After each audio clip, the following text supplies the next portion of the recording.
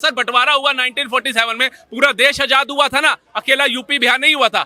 लेकिन आज यूपी बिहार क्यों नहीं ऊपर उठा, और जो उठे आईएएस आईपीएस बनके वो भाई निकले पढ़ने वाले, बाकी सारे ये मजदूर क्यों नजर आ रहे हैं हमें। और जो वहां पर जो अडानी के जो गुजरात के जो उद्योगपति हैं वो अभी अयोध्या के सेंटर में आकर मतलब मंदिर के बीचों बीच आकर सेटल हो गए हैं। और जो अयोध्या के अंदर के जो लोग थे वो बेचारे अब उनके पास में जमीन खरीदने के पैसे नहीं है, वो इतनी महंगाई कर दी है। अयोध्या के अगर आप वासी हैं तो अयोध्या की जमीन, अयोध्या की जो आज सिचुएशन है, आज जो उसका बढ़ोतरी हुई है, वहां पर जो सड़कें बनी है, वहां जो बदलाव आया, क्या आज से पहले था? क्या आज से पहले वहां पर 10 लाख रुपए वैल्यू हो सकती है दुकान की? आप मुझे इसका क्योंकि राम मंदिर की लड़ाई सिर्फ मोदी ने नहीं लड़ी है, वो अयोध्या के एक एक वासी ने लड़ी है। और वहां पर रहने वाला जो एक एक व्यक्ति है वो भी चाहता था कि भाई राम मिले। टूटा किसका है अयोध्या में पता है? किसका टूटा? जिनका सड़क में आता था। सड़क में घर बनवा लोगे और जब टूटेगा तब पिछवाड़े में दर्द होगा। क्यों होगा? बिल्कुल टूटेगा। अगर मेरा घर सड़क में है बिल्कुल जाएगा। चीटी होती है जब चूटी, उसको लिपस्टिक लगाया जा सकता है? नहीं। जो हाथी होता है उसको गोदी में खिलाया जा सकता है? नहीं ना। जो मच्छर होता है उसको जैकेट पहनाया जा सकता है? अगर कोई कांग्रेस का चमचा आ जाए उसी तरीके से उनको समझाया नहीं जा सकता। अखिलेश यादव ने कि अवध के राजा अवधेश, उस पे आपकी क्या राय है, वो पूछ रहा हूँ मैं। अखिलेश ने तो ये भी बोला है भैया बेरोजगारी चरम पे है, वो आप क्यों नहीं सोच रहे हो? तो विपक्ष आज कह रहा है कि हम लोकतंत्र बचा रहे हैं, तानाशाही नहीं होने देंगे देश के अंदर। तो जो अवधेश पासी साहब हैं जो अयोध्या से जीते, अखिलेश यादव साहब उन्हें कह देते हो तो अयोध्या के राजा हैं। असदुद्दीन ओवैसी कह देते हैं जय फिलिस्तीन। राहुल गांधी कह देते हैं तानाशाही देश में हो रही है। तो कैसे बचाएंगे लोकतंत्र को? देखिए, हमारा वोट तो राष्ट्र में था, हमें तो दिक्कत नहीं है ना, हमारे मन में थोड़ी पीड़ा होती है। लेकिन जिन बंदों ने 8.5 टका के लिए ऐसे देशद्रोहियों को वोट दे दिया, जो डंके की चोट पे कह रहे कि अवध के राजा तो ये अवधेश है, मतलब अवध के राजा, अयोध्या का राजा कौन था? प्रभु श्री राम थे। पीढ़ी के बच्चे से लेकर बुजुर्ग तक को पता है। ये मत अगर हमारे मुंह पे कह रहे हो और हम सुन रहे हैं तो बेवकूफ हम लोग हैं जो ऐसे लोगों को सत्ता में लाते हैं और ये हमारे सिर पे नाचते हैं। देख लो ना यूपी का हाल क्या है। सर बंटवारा हुआ 1947 में, पूरा देश आजाद हुआ था ना, अकेला यूपी बिहार नहीं हुआ था। लेकिन आज यूपी बिहार क्यों नहीं ऊपर उठा, और जो उठे आईएएस आईपीएस बनके वो भाई निकले पढ़ने वाले, बाकी सारे ये मजदूर क्यों नजर आ रहे हैं हमें? क्योंकि इन्होंने उठने ही नहीं दिया। इन्होंने कहा तुमने लाल टोपी छोड़नी ही नहीं है, दूसरे ने कहा तूने भैया हमें छोड़ना ही नहीं है। अभी मजदूर चले गए हैं। कहाँ चले गए? नहीं, आपने बोला अभी अयोध्या वाले केस में आपने बोला कि वहाँ की जो जनता है वो उन्होंने धोखा दिया, कहीं ना कहीं अखिलेश के वोट में किया। लेकिन मैं आपसे ये बात जानना चाहता हूँ, आपकी अगर इस क्षेत्र में अगर कहीं दुकान है, अगर मैं 10 लाख की खरीद के आप ही से उसको मैं 1 करोड़ की या 10 करोड़ की उनसे बोलूं कि भैया पहले आप अयोध्या की बीच की जमीन को आप हमें 10 लाख में बेचिए और उसके बाद में आप यहां से निकल जाइए, और फिर वही की जो दुकानें 10-10 करोड़ में बेची गई, तो वो जो अयोध्या से अब आदमी को जो हटाया वो दोबारा उसकी औकात नहीं है कि वो दुकान खरीद सके। अब वहां दुकानें कौन खरीद रहा है? उद्योगपति खरीद रहे हैं। वहां के जो लोग हैं वो वहां से निष्कासित किए जा रहे हैं। तो ये उनका दर्द किसको बेची गई? 10 करोड़ में मतलब जो वहां पर जो अडानी के जो गुजरात के जो उद्योगपति हैं वो अभी अयोध्या के सेंटर में आकर मतलब मंदिर के बीचों बीच आकर सेटल हो गए हैं। और जो अयोध्या के अंदर के जो लोग थे वो बेचारे अब उनके पास में जमीन खरीदने के पैसे नहीं है, वो इतनी महंगाई कर दी है कि अब वो आ नहीं सकते हैं। तो इसे वहां पर जो मैं गया अयोध्या, वहां जो प्रसाद बांट रहे हैं, तो मुझे तो नहीं लगा अडानी अंबानी के बंदे या पढ़े लिखे एजुकेटेड। वेट, हमें तो नहीं लगा कि वहाँ अडानी अंबानी के या वेल एजुकेटेड टाई शाही वाले, जैसे हम बड़े होटलों में जाते हैं वैसे लड़के हैं। वहां तो वाकई गरीब आम जनता बैठी है। एक माता जी की वीडियो बहुत वायरल हुई थी और मेरे को लगता है शायद कई लोगों ने देखी हुई, वो रो रही थी कि मेरा घर तोड़ दिया, ये हो गया। और जब रिपोर्टर ने दोबारा उससे पूछा तो कहती है उस समय अफवाह फैली कि हमारा घर छीन लिया जा रहा है, हमारी दुकानें छीन ली जा रही है, हमें दूर फेंका जा रहा है। लेकिन कुछ समय बाद हमें पैसा भी दिया गया, हमें रोजगार के लिए यहाँ पे व्यवसाय भी दिया गया और घर के लिए पैसा भी मुहैया आया, घर बनाया भी गया। अब मैं उसकी बात मानूंगा या ये भाई की मानूंगा, और मैं खुद अपनी आंखों से देख के आया, उसके ऊपर मैं चश्मा पहन लूंगा। अब आपकी बात दूसरी करता हूं। आपने कहा 10 लाख रुपए के अंदर, तो आप इस चीज में भी आ जाओ। क्या आज से पहले अगर राम मंदिर नहीं बना था, अयोध्या के अगर आप वासी हैं, तो अयोध्या की जमीन, अयोध्या की जो आज सिचुएशन है, आज जो उसका बढ़ोतरी हुई है, वहां पर जो सड़कें बनी है, वहां जो बदलाव आया, क्या आज से पहले था? क्या आज से पहले वहां पर 10 लाख रुपए वैल्यू हो सकती है दुकान की? आप मुझे इसका आंसर दो। सवाल और इनका जवाब सुनो, एक सवाल, छोटा सा सवाल। अरे इधर जो दुकानें तोड़ी गई उनको मुआवजा दिया गया। अयोध्या के डीएम का ऑफिशियल स्टेटमेंट है कि 1200 करोड़ से ज्यादा का हम मुआवजा सबको दे चुके हैं। और आप जो दुकानों की बात करो वो पीछे की साइड है। तो जो राम पथ का निर्माण किया गया, वहां पे जो दुकानें तोड़ी गई उसको लेके मुआवजा दिया गया है। 1200 करोड़ से अधिक का मुआवजा दिया है। मेरा आपसे सीधी है, यहाँ पर दिल्ली में अगर आप दुकानें देखेंगे तो बहुत सारे जो दुकानें हैं वो मालिक नहीं चला रहे हैं, वो अपने किराए पे चलवा रहे हैं। यानी कि आज जिनकी वहां पर दुकानें थी वही बंदे वहां पर किराए पे फूल बेच रहे हैं, प्रसाद बेच रहे हैं। जो ये भाई साहब कह रहे हैं ये हवा में है। मैं अयोध्या के पास लखनऊ से रहूं जी, मैं लखनऊ से हूं, लेकिन वो 200 किलोमीटर में मेरा जो ममाना है, ठीक है, वो अयोध्या से बिलोंग करता है, तो मेरा आना जाना है। और देखो ग्राउंड रियलिटी पे सबकी अपने अपने विचार हो सकते हैं, पर मुझे जो सामने दिख रहा है, रिपोर्ट नहीं है ये। नहीं, मुझे जो सामने दिख रहा है अगर वहां पर अगर जो सरकार अगर जमीन ऑक्यूपाई कर रही है, उसके बाद में बाहर से अगर लोग आकर वहां पे इन्वेस्ट कर रहे हैं, तो जो जमीन की कीमत है वो इतनी ज्यादा बढ़ चुकी है कि अयोध्या का व्यक्ति दोबारा वहां पे सेटल नहीं हो पहले सकता। थी इतनी कीमत, मैं यही तो पूछ रहा हूँ। जब पहले वो शून्य था और वहां पर राम मंदिर का जैसे ही सुप्रीम कोर्ट का ऑर्डर आता है, उधर सरकार काम शुरू करती है, व्यवसाय बढ़ता है, अर्थव्यवस्था वहां की दौड़ने लगती है, तो वो 10 लाख रुपए क्या वो डिजर्व करते थे? ये पूछना चाह रहा हूँ। एक जमीन की कीमत जहां पर 1 लाख रुपए था, वहां 10 लाख मिला। वो भैया वो करते थे क्योंकि राम मंदिर की लड़ाई सिर्फ मोदी ने नहीं लड़ी है, वो अयोध्या के एक एक वासी ने लड़ी है। और वहां पर रहने वाला जो एक एक व्यक्ति है वो भी चाहता था कि भाई राम मिले। मेरा जो सुझाव था, मैं देखो मैं भैया मैं इल्जाम नहीं लगा रहा हूँ, मेरे हिसाब से विचार में ये होना चाहिए था, उनको मुआवजे के साथ साथ उनको दुकानें भी वहां पर मुहैया करानी चाहिए थी। आपकी बातें मैच नहीं कर रही हैं। आप एक तरफ कह रहे हो कि दुकानों पे कब्जा कर लिया, आप एक तरफ कह रहे हो कि उनको मुआवजा नहीं दिया गया। दोनों में से कौन सी चीज बोल रहे हैं, पहले ये बताओ। उनको मिला है, लेकिन वहां पे जो मुआवजा की कीमत से ज्यादा आज वहां की जो महंगाई बढ़ गई है, जमीनों की कीमतें बढ़ गई हैं, वो उनकी औकात नहीं है कि क्यों मिलता है मुआवजा, ये बताओ पहले। मुआवजा क्यों दिया जाता है? अच्छा भैया, अगर गवर्नमेंट को यहाँ पे डेवलपमेंट करना है, वो मुआवजा देगी। ये चीज तो संविधान में है कि आपको यहाँ से हटना पड़ेगा, मुआवजा देगी ना, होना हो आपको हटना पड़ेगा। सरकार रेट के हिसाब से पैसा देगी ना, सरकार रेट की वैल्यू के हिसाब से पैसा देगी। अब एक चीज यहाँ पे आज से सुनो, हमारे दादाजी के टाइम पे यहाँ पर दुकान ना 60,000 6 लाख इतने में मिल जाती होगी, आज 6 करोड़ में नहीं मिलती। तो हम कहे हमारे दादा ने क्यों नहीं खरीदी? उस समय के हिसाब से उसने बेची, मुआवजा पकड़ा, चले गए आगे। अब मैं बोलूं भैया उसने वो नहीं खरीदी, आप वहां डोर रहे हो। जो सरकार रेट था उस समय का वो दिया। भैया डेवलपमेंट नेचुरली नहीं हुआ है, गवर्नमेंट नहीं, ये जो वहां पर इन्वेस्टमेंट हुआ है उसके अनुसार तो नहीं मिल रहा। मतलब अगर वहां पर राम मंदिर बन रहा है तो वहां की कीमत 10 गुना नहीं बढ़ेगी भैया, जब बढ़ेगी 40 गुना, लेकिन उसको वो मुआवजा नहीं मिलेगा। उसको वो क्या मिल रहा है जो लिखा पढ़ी के अनुसार तो बोल रहे हैं, सर्कल रेट के हिसाब से तो बोल रहे हैं। राम मंदिर के आसपास ही कीमत बढ़ेगी, बट उसके 4, 5, 10 किलोमीटर में नहीं बढ़ेगी। जितने होटल होंगे, जितने यात्री रहेंगे, उस 2 किलोमीटर के होटल में अगर 10 होटल उद्योगपतियों की है तो उसमें ही वो रुकेंगे, चाहे उनकी पॉकेट अलाउ ना करे 10,000 रुपए का पर डे रूम लेने का, लेकिन वो किसी गरीब का 1 किलोमीटर दूर होगा होटल, उसमें नहीं रुकेंगे। मतलब आप अपनी सोच बताओ, हम उज्जैन महाकाल जाएं, सोमनाथ जी जाएं, तो उसके पास होटल लेंगे, ऑब्वियसली हमें महंगा पड़ेगा, लेकिन 1 किलोमीटर दूर लेंगे तो हमें सस्ता पड़ेगा। ये पूरे हिंदुस्तान का है।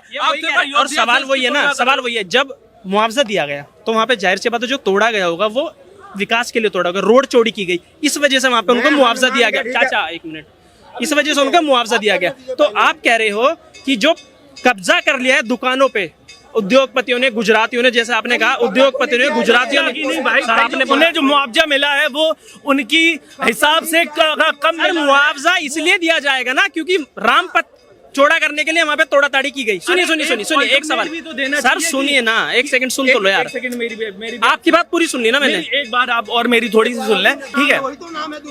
मैं भी कह रहा हूँ राम नाम है, मैं भी राम का ही भक्त हूँ, ठीक है। और मेरा कहने का मतलब ये है भैया कि वहां पर जो मुआवजा के हिसाब से अगर वो 10 लाख में उन्हें बेच दी गई कि भैया कि ये आप हमें जमीन दे दीजिए, इसके हम आपको 10 लाख रुपए दे रहे हैं, और वो जमीन उनसे लेते ही गवर्नमेंट की आज उस स्कीम के अनुसार में वो जमीन अब 10 करोड़ या फिर 5 करोड़ की कीमत पे पहुंच चुकी है, तो क्या वो दोबारा वहां पे वापस आ सकते हैं? अब मेरी बात जमीन तो उन्हीं से। अब मेरी एक सेकंड, एक मिनट आपसे बात करूं।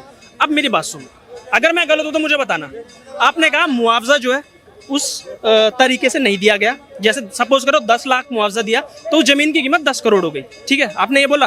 तो मुआवजा कब दिया जाता है? जैसे ये जगह है, इसको तोड़ा गया, तो जिसको सरकार क्यों तोड़ेगी ये बताओ? डेवलपमेंट के लिए, विकास के लिए। तो मुआवजा विकास के लिए दिया जाता है। तो आप कैसे कह सकते हो कि उस जमीन की कीमत पहले 10 लाख थी अब 10 करोड़ हो गई है? वो तो विकास की वजह से गया ना तोड़ा ताड़ी, रोड चौड़ीकरण की वजह से हुआ ना सब कुछ। सरकार मुआवजा देना चाहिए, सरकार ने मुआवजा दिया उनको। कहीं पर दुकानें एक ऐसे मुआवजा इसलिए दिया गया ना, मुआवजा इसलिए दिया भैया, गया। मुआवजा नहीं है भैया। आज के समय में किसी भी गरीब व्यक्ति को पैसा दे दो ना, वो ऐसा बौराता है, ऐसा खर्च करता है ना कि वो हैंडल नहीं कर पाता है। तो ये 10 लाख हिसाब से उसमें भी सरकार की गलती, उसमें भी सरकार की गलती। मैं ये बोलूं, अगर किसी को बेरोजगार करके दुकान से हटाकर अगर एक दुकान दे दी जाए, कहीं थोड़ा आउटर में दे दी जाए, तो वो ज्यादा एक फीजिबल प्लान था, और साथ में जो उसके मुआवजे के रुपए बच रहे थे वो रुपए दे देते, तो वो बेरोजगार नहीं हो। 40 किलोमीटर दूर रहता हूँ, मेरा जिला है गोंडा। टूटा किसका है अयोध्या में पता है? किसका टूटा? जिनका सड़क में आता था। सड़क में घर बनवा लोगे और जब टूटेगा तब पिछवाड़ा में दर्द होगा। क्यों होगा? बिल्कुल टूटेगा। अगर मेरा घर सड़क में है बिल्कुल जाएगा। मैं खेत को मतलब सड़क जो था ना, मैं उसको जोतता बोता था, वो रोड बन गया। अब क्या मैं बोलूँ? अब यहाँ पर आकर के कैमरा के सामने रोऊं कि मेरे मतलब खेत में सड़क निकल गई। गलत बात है। जब जरूरत थी पहले से क्यों नहीं छोड़ के रखे थे? और मैं बता देता हूँ, ये इन लोगों को किसी भी तरीके से समझाओ। आप मुझे एक बात बताओ, चींटी होती है जब चूटी, उसको लिपस्टिक लगाया जा सकता है? नहीं। जो हाथी होता है उसको गोदी में खिलाया जा सकता है? नहीं ना। जो मच्छर होता है उसको जैकेट पहनाया जा सकता है? अगर कोई कांग्रेस का चमचा आ जाए उसी तरीके से उनको समझाया नहीं जा सकता। ठीक है।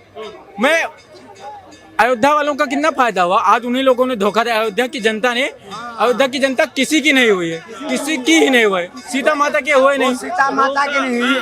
अयोध्या के लोग ऐसे साबित अपने आप को कर दिया, जो आदि जमाने में जब माता सीता की नहीं हुई तो राम को कहां से होंगे। आज अयोध्या को और यूपी को वर्ल्ड के मानचित्र पर लाके खड़ा कर दिया।